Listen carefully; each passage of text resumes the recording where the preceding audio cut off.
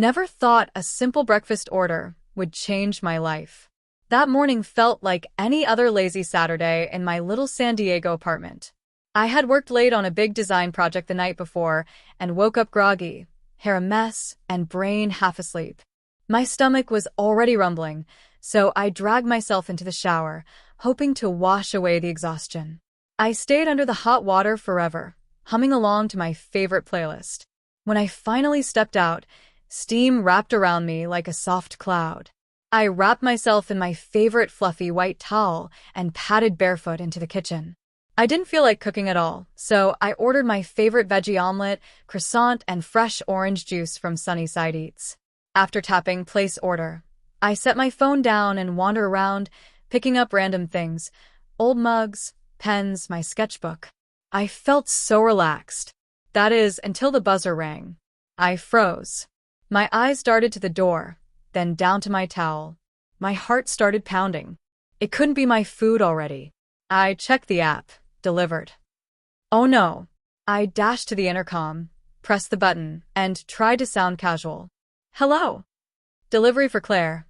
A young male voice answered. My brain screamed at me to run to the bedroom and grab clothes, but I was too panicked. I just buzzed him in. A moment later, there was a knock. I opened the door, clutching my towel tightly. And there he was. He looked about 22, with sandy blonde hair peeking out from under his cap and the sweetest hazel eyes I had ever seen. His name tag said Josh. His eyes widened, then darted everywhere except at me. His cheeks turned bright pink. Oh my God, I blurted, my voice an awkward squeak. I'm so sorry. You were so fast. He handed me the bag with shaky hands. It's okay. Here, your order. I tried to laugh it off, feeling my face heat up. I reached for a tip on the side table, nearly losing my towel in the process. I let out a tiny gasp, quickly grabbing the edge of the fabric before it slipped. I could barely meet his eyes as I handed him the cash. Thank you, he mumbled, taking it quickly. Have a good day. He nearly sprinted away, leaving me standing there, stunned. When I closed the door, I leaned against it and burst out laughing.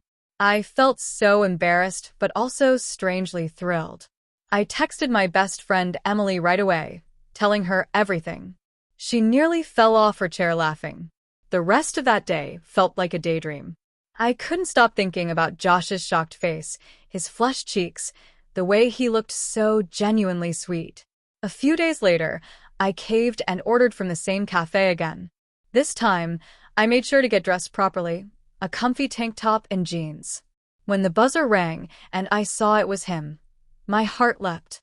I opened the door, and he looked so much more relaxed this time. Hi, I said, smiling. Hi, Claire, he replied, his voice soft and friendly. I handed him a tip right away. I promise no towels today, I teased. He laughed, and oh, that laugh. It made my chest tighten in the best way.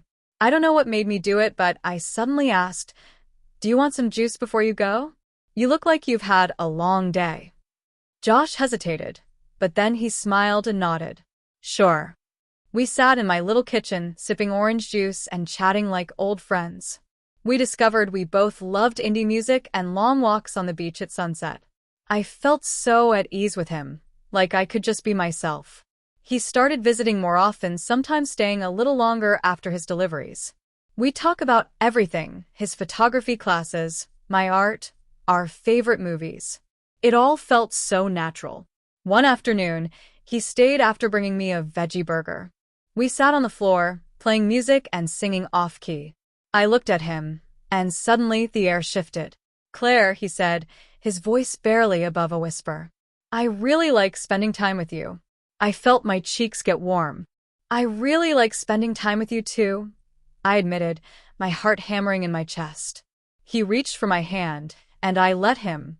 That small touch felt electric. We sat there, fingers intertwined, unable to stop smiling. Soon, he started coming over even when he wasn't working. We cooked together, watched silly shows, painted each other's faces during late-night art experiments. We even went on small beach trips, taking photos and making up stories about people walking by. One night at the beach, As the moonlight shimmered on the water, he turned to me, tucking a strand of hair behind my ear. "I'll never forget that first day," he said with a grin. "You in that towel." I thought I was going to faint. I giggled and playfully shoved him. "Don't remind me. I thought I would never see you again after that." He laughed and leaned in closer. "I'm really glad I did come back." Then he kissed me, soft and gentle at first, then deeper. My whole body felt like it was glowing. From then on, everything felt even more magical. We'd slow dance in the kitchen at midnight, go for ice cream runs at 2 a.m., and talk about our dreams until we fell asleep. He shared his fear of not knowing what his future held, and I told him about my doubts and insecurities. We held each other through them all. Months later, I finally held my first art exhibit. Josh was there the whole time, taking photos and telling everyone proudly, "That's my girlfriend." I even dedicated a piece to him called Unexpected Knock, a painting of an open door with golden light spilling out. Only he knew the full meaning behind it. That night, after the exhibit, we curled up together on the couch, exhausted but so happy. I looked at him and whispered, "Thank you for knocking on my door that day." He smiled, kissing my forehead softly. "Thank you for opening it," he replied. I never thought love would arrive at my door wrapped in a paper bag and a shy smile. But sometimes, the best stories begin when we least expect them. And I'm so grateful mine started with a knock, a towel, and a young man who turned out to be my heart's favorite delivery.